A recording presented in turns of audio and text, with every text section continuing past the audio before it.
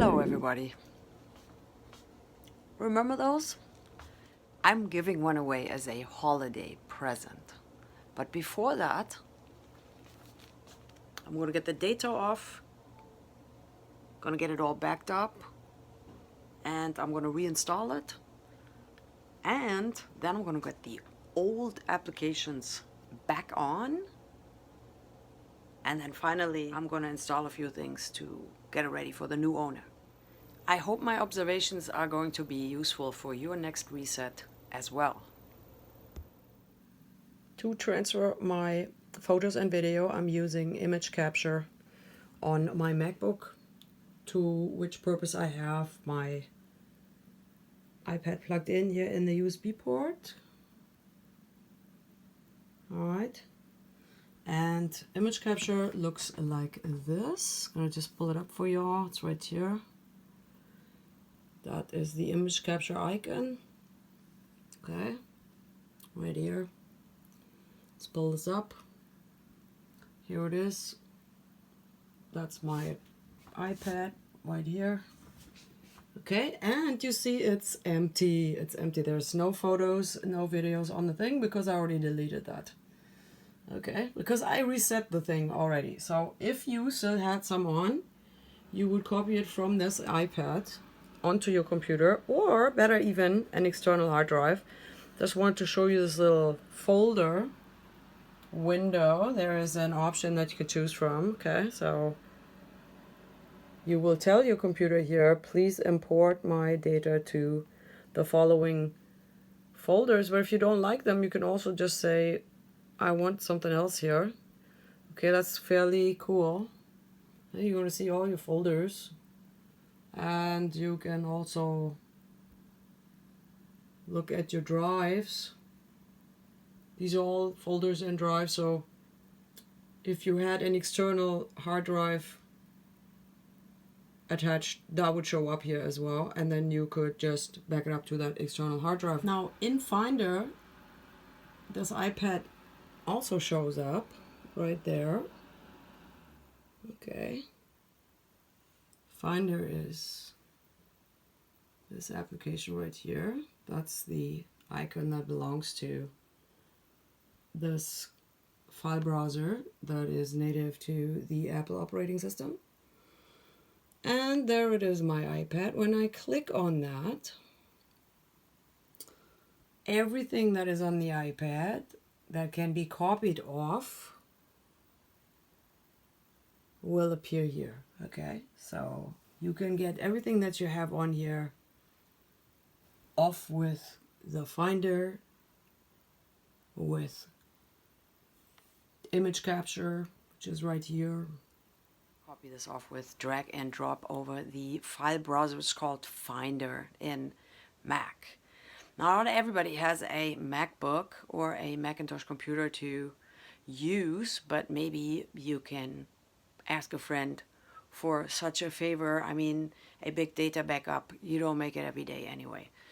Now, a few words to why I like plugging it in and doing an actual old school, wired data transfer instead of backing up to the cloud.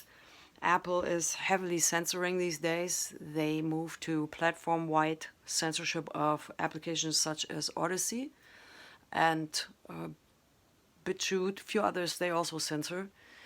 And I can't quite trust them anymore. And I understand that many people also have very bad experiences with other cloud applications such as Google Cloud Drives, where all of a sudden the data disappears until people pay up some imaginary invoice or service that they then turn out never actually requested or signed up for.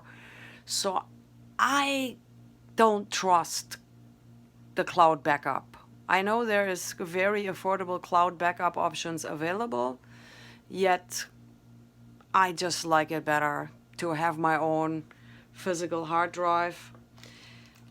I do have to admit to having a malfunction with this Seagate. That is a Seagate external hard drive. They're super affordable, around $100 for 2 terabytes. but I had a power outage and I didn't have this backed up, and I now have a malfunction and the entire 2 terabytes are no longer available to me right now. So I'm either gonna have to put the gloves on and the mask where they actually work to keep a clean room, to not get any dust on these very sensitive platters where the data is stored, because usually the arms get stuck. But all of these things, you're gonna have a ton of tutorials. I still would favor your physical backup in your hand, but I wouldn't back up to a drive of that size, even though some people may need that. But I think it's more intelligent these days because they're more durable and less sensitive to back up to micro SD cards, which come with adapters, and backup that way drive they that fit you into can your Macintosh save computer, show up and as their safeguard own and a drive. different That, in turn, fit into Android devices. So there is at the same time then data compatibility between the Apple origin of the file and the Android device also being able to read that. That is the best option, in my opinion, to have your own physical handy backup drive that you can. In case you have any issues, for example, the drive's not showing up when you insert them, make sure that the switch to lock the writing capabilities on the drive is in the right position. These micro SD cards in the adapters. The inserting can be quite finicky, as you see. I had good results with ScanDisk adapters. The one here is a black web, and after I carried that around in my jean pockets the whole summer, unfortunately, that switch fell off when I tried to insert it.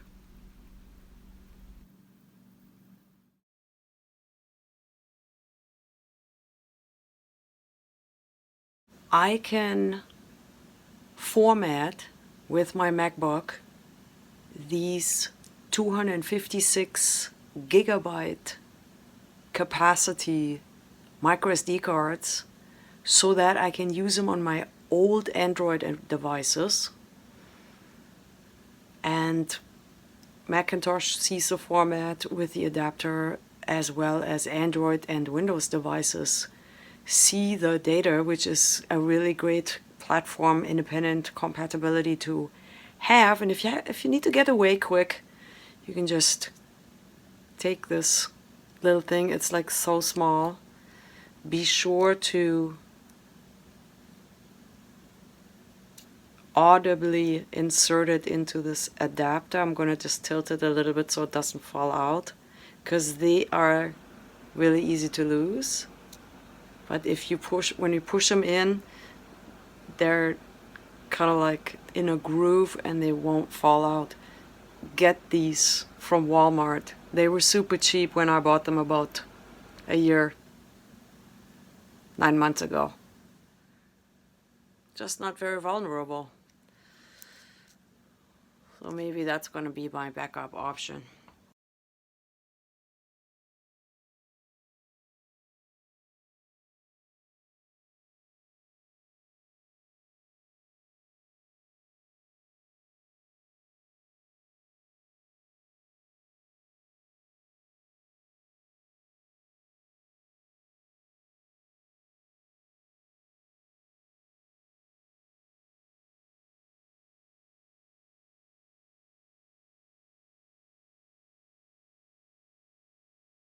I bought these 256 gigabyte ones for $50, not much more than that. So that's not a bad option, considering that 2 terabytes are certainly about $100 and $150 too. Much more vulnerable, those drives, those. especially very, very vulnerable to power outages. So if that's a concern in your area, maybe you should get a backup pack.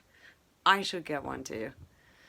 I have 2 really good battery packs, and none of them are able to be a backup network solution, which is a little bit disappointing, but that's a different video. Okay, so now that we have the data of the iPad, we can work on getting the old apps back, email address, none of which I was able to do, I think, while I was logged into my Apple ID on the recently reset device. A Google account or a Gmail email address account. And I was also not denied at least 3 different times creating a Google account or a Gmail email address account. And I was able to log into that account on my MacBook. Then I logged out of it. And while I recently reset iPad logged in, and then shortly after, when I was logged out, I tried logging account, and just both times I was denied of that logging into the Proton Mail and then log into the new Apple ID. If you have any commentary on that, let me log into Proton. If you have any commentary, let me know. I'd love to read about your experiences or tips in the comments to this video. How many Apple IDs already have Proton Mails associated with that? So that might play a role. In these free accounts, you only have so many that you can have, I think. Okay, you better double check, because we're about to reset the device and erase all the data that's on it.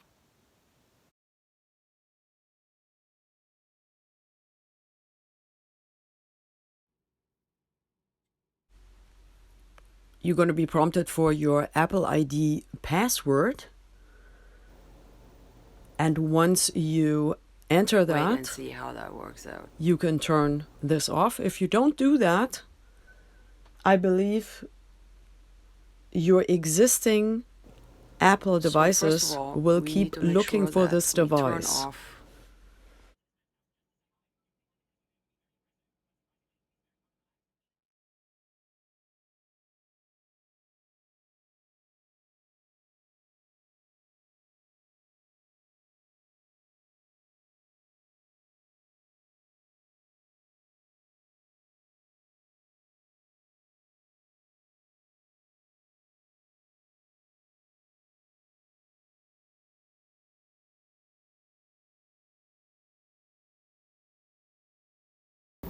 Here's where you reset it.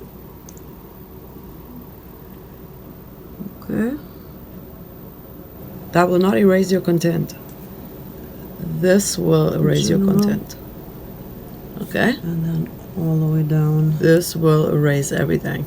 Here's the reset. I recommend that for ever so often you want to erase your hard drive. Makes for better few different options functioning afterwards. So choose this option when you're ready to erase.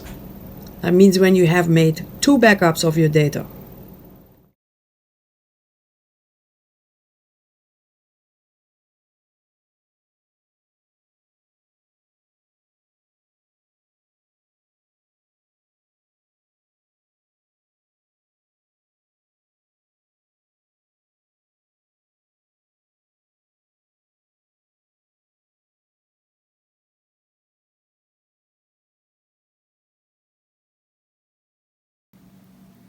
It's probably going to prompt you now for here's the kicker. The PIN. Once before that happens, your iPad reset, that means your data is gone. So you got to confirm your that Apple ID is gone. The passcode. And all the apps should also be gone. I already did all these things.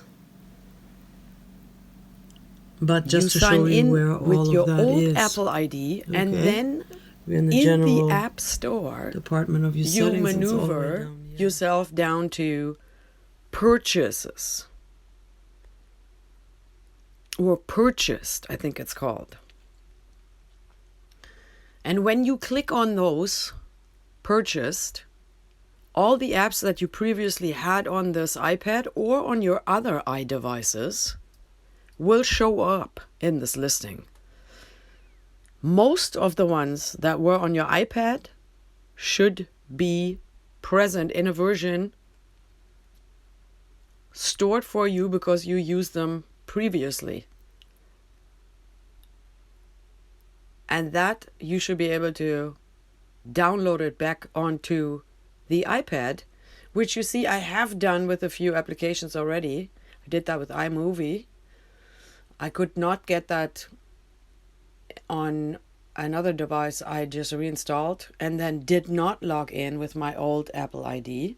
So the trick is really, people, you got to log in with your old Apple ID. That's how you're going to get all your old applications back, which you otherwise wouldn't be able to run anymore because the modern versions do not run on the Ipad2. See how this works? Now we're getting prompted if we are looking to download the last compatible version of that program. Never got that prompt any other way, but I had to log in with my old Apple ID. Now I'm doing this here with the WordPress application. And it's downloading.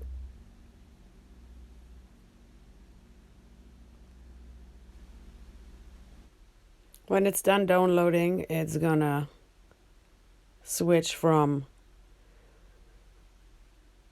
this loading icon to the open. You saw me click on the open sign just to see if the application runs, and it's prompting me for an email address.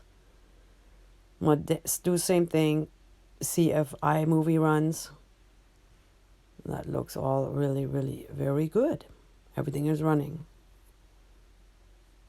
Old applications that you usually wouldn't get to run on an old device such as this Ipad2 after reinstall.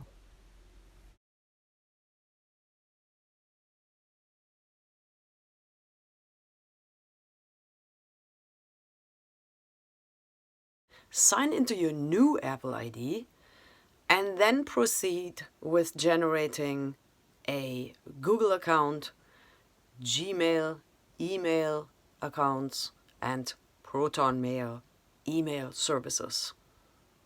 Let me know how you succeed with that. Thanks so much for watching. Please like my video, share it, and subscribe if you think there is some value to this video. You can also go to my website at abroadcom.net and donate. Happy Yule. Bye.